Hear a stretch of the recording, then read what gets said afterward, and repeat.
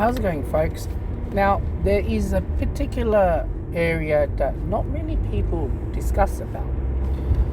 Yes, you want to marry to a migrant girl, whatever the country she is in. One thing you need to know, and you guys will break up on and off, and maybe divorce, alright? It's a very easy, quick moment. Now, I've already got kicked out from the house by my partner. And,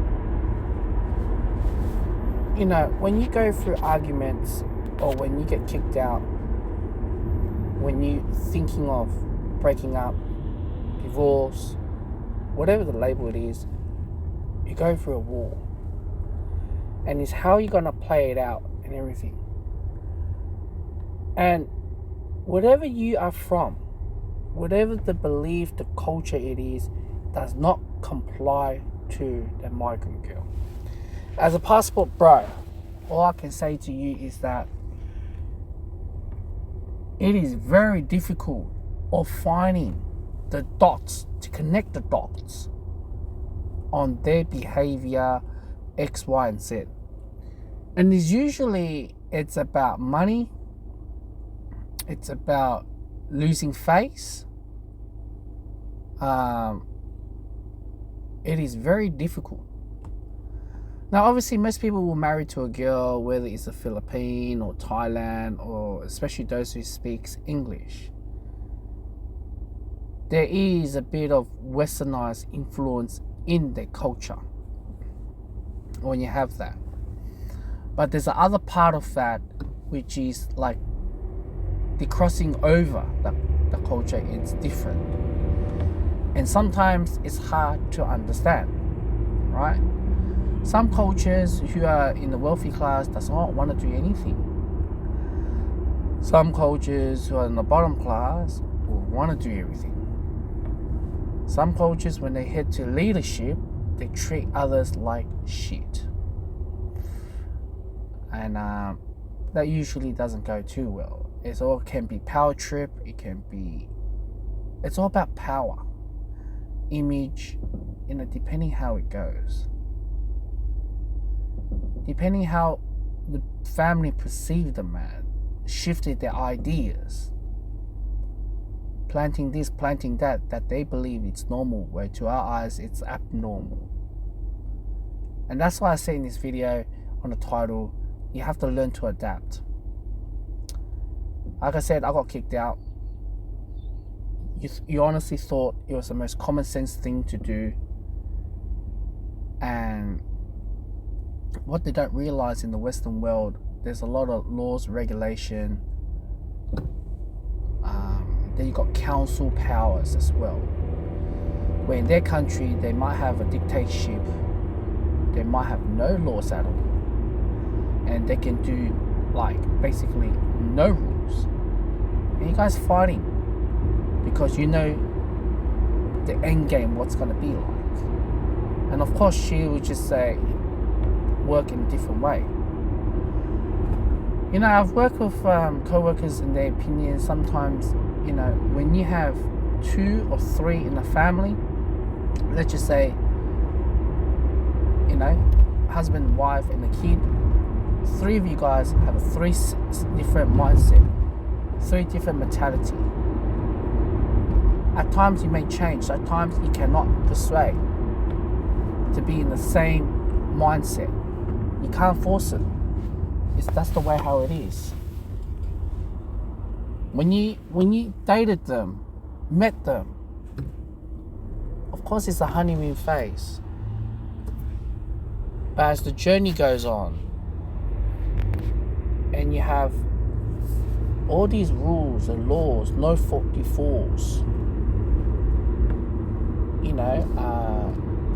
mixing relationships, because we live in a first world country, multiculturalism, right?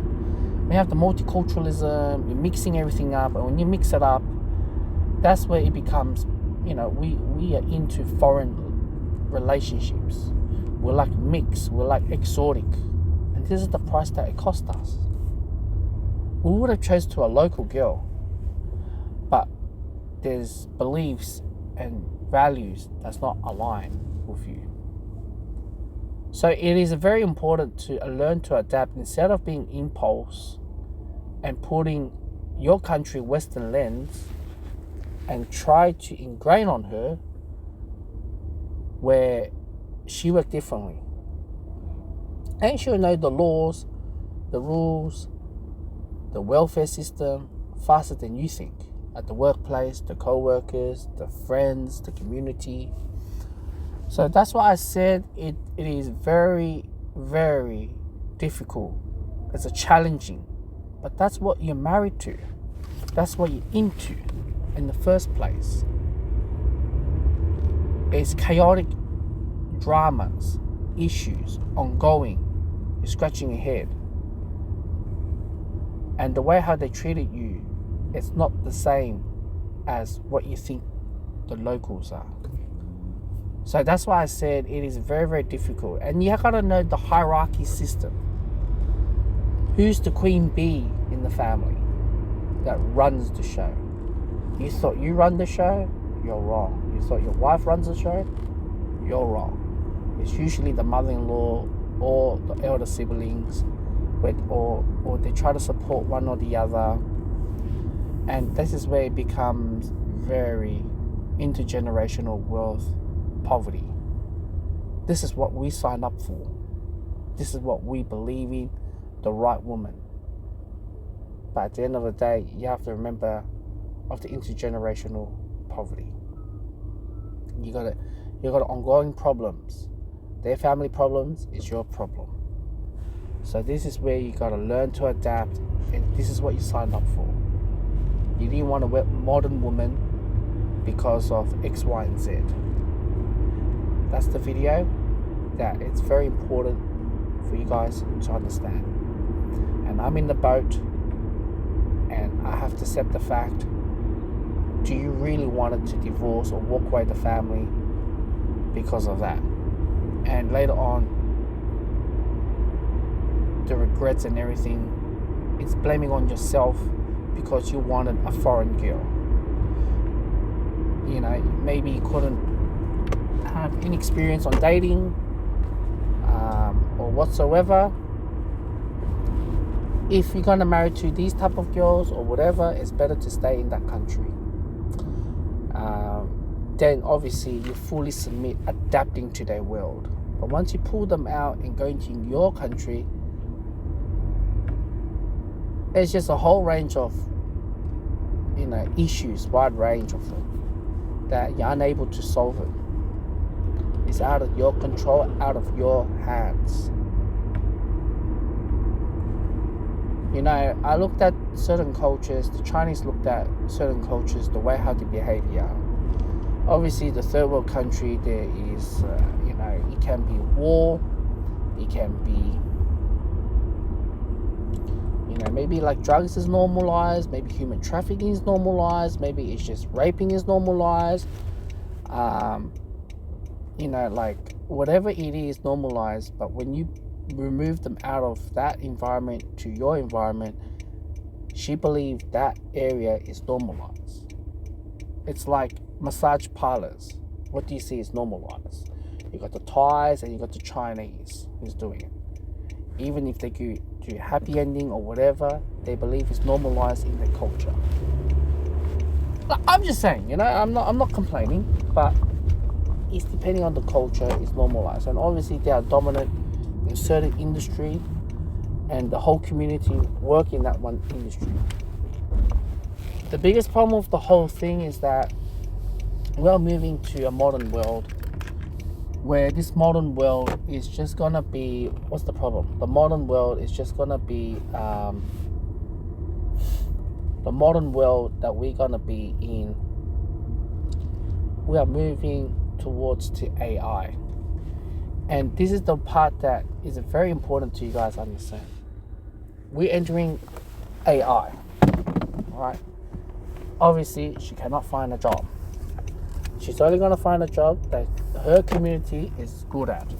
And obviously, whatever her community has explained to her, whatever how you say it, it's going to influence her in that spectrum way because that's their norm, which is not norm to us. So it is very important to understand that as well, to adapt that. For me, there's so many times that I just wanted to weave her away from that norm and go to an industry that there is a forever career. When they're in that norm, and let's just say AI replaced them or whatever, how it is, there's a lot of competition. And for example, it's like my partner works in a nail salon, and I spoke to her, did the prices increase for the last 10 years? The answer is no, they didn't increase much, because if it got increased, the customers, they go find another nail shop that has the cheap price, right? And when I tried to move her and try to open a restaurant or a fast food or takeaway shop, you know, the takeaway shop that you remember, the hamburger or that pizza used to cost $5 and now it's like 10 or 15. And for the last 10 years, it's been increasing, but people willing to spend. Why are you going to the culture norm and fit in that area? They usually do the low skill job or whatever how it is because there's no education, or maybe, you know, or whatever how it is. And that's the journey that you take on. That's why I said is poverty. Are you prepared to be a high value man? Are you prepared to bring the financial? Are you prepared? That is the word. Are you prepared? Are you prepared to level up and support her entire family, issues, problems, financial, and as well bringing their in-laws as well, or their family members to your country? This is what we're married to. Baggage. Ongoing baggage.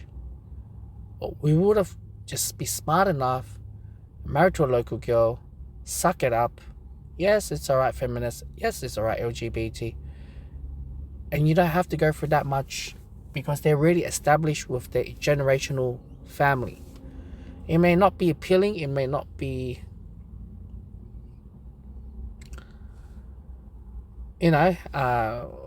material like, but you don't have to go through all that drama. You have the couple drama, you can do this, you can have high spending, you can do that, blah blah blah. But the end game here, you don't have all these complexity issues ongoing. Not just once, not just twice, ongoing. You're feeding the entire village. This becomes like sucks dry out of you. And obviously you feel like you're in slavery. But you have to blame yourself to get it involved. If you don't do that, you're the one that's going to be blamed, not the girl. You brought in the problem. I brought in the problem. I honestly thought, I want to find a girl, migrant background, comes from a big family. And, the things I look at is, she can be religious.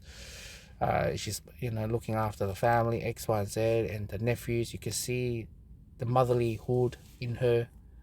But once you're in it, it's a whole different ball game. And it's not what you think it is. I'm still learning. I can only share this type of information to you guys. I hope you guys will wake up to it.